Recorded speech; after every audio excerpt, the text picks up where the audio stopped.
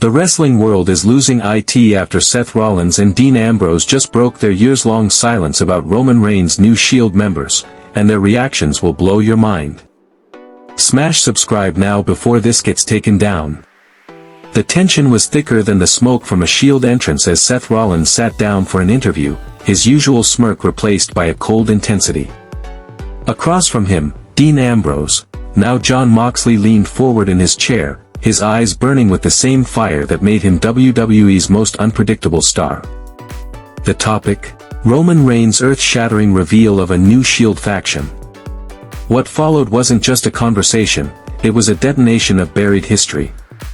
Roman's unveiling of Jacob Fatu and CM Punk as his new Shield brothers sent shockwaves through WWE.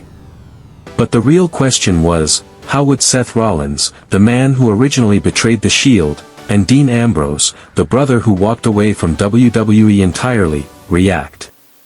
With Paul Heyman now manipulating Rollins and Braun Breaker into their own dominant faction, this wasn't just about nostalgia, it was about power, legacy, and unfinished business.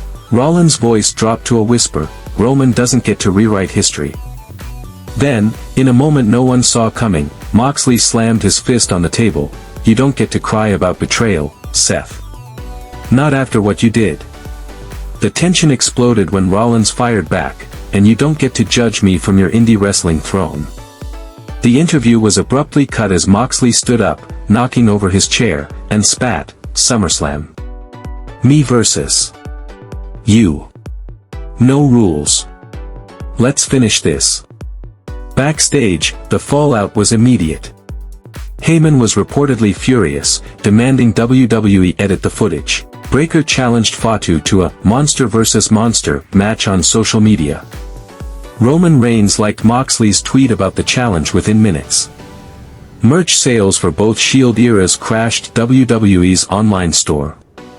Most explosive?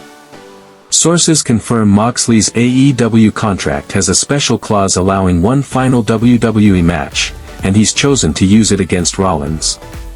Meanwhile, Punk has been secretly training with Reigns and Fatu at the Bloodline compound, suggesting this new Shield is far more than a one-night reunion.